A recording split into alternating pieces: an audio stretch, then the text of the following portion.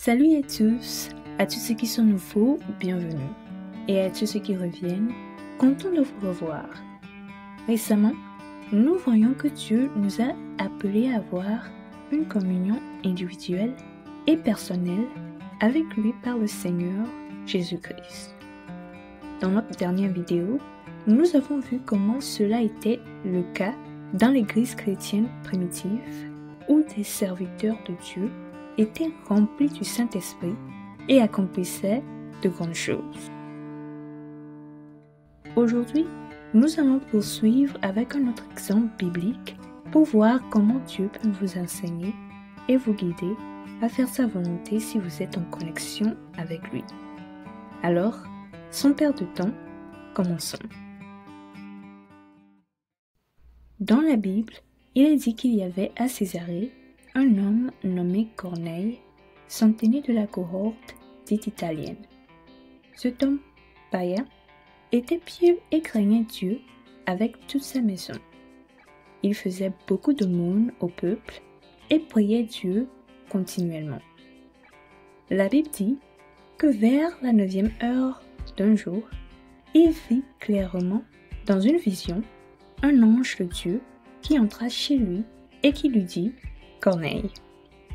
Les regards fixés sur lui et saisi d'effroi, il répondit « Qu'est-ce, Seigneur ?»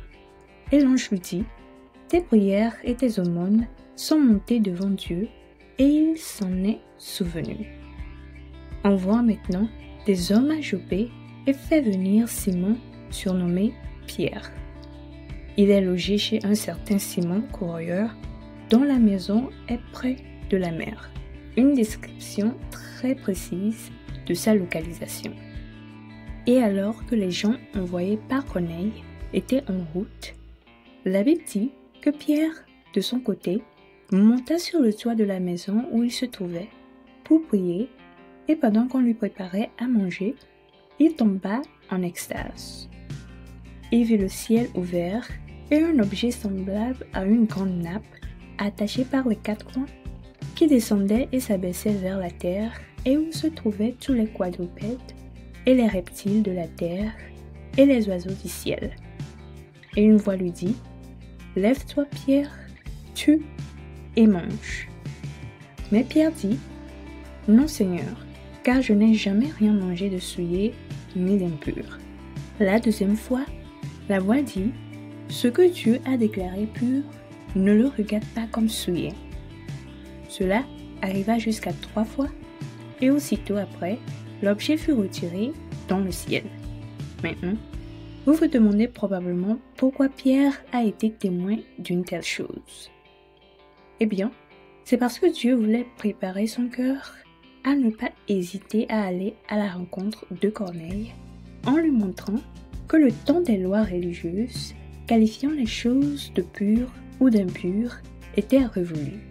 Et qu'il était temps, désormais, pour tous les vrais adorateurs de Dieu, de l'adorer en vérité et en esprit, tous ensemble, en tant qu'un seul corps, le corps du Christ. Et pour savoir ce qui a suivi, lisons dans le livre des Actes des Apôtres, le chapitre 10, du 19e au 20e verset, qui dit « Et comme Pierre était à réfléchir sur la vision, l'Esprit lui dit « Voici 3 hommes te demandent.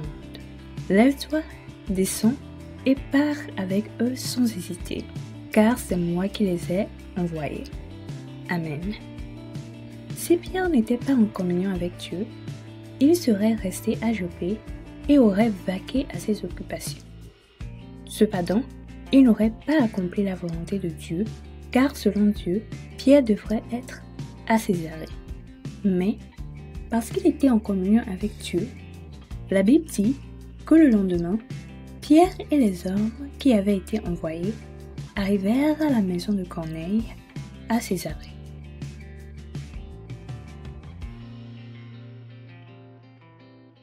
Bien-aimés en Christ, s'il n'y a pas de communion entre vous et Dieu, vous ferez tout sauf ce que Dieu a prévu pour vous.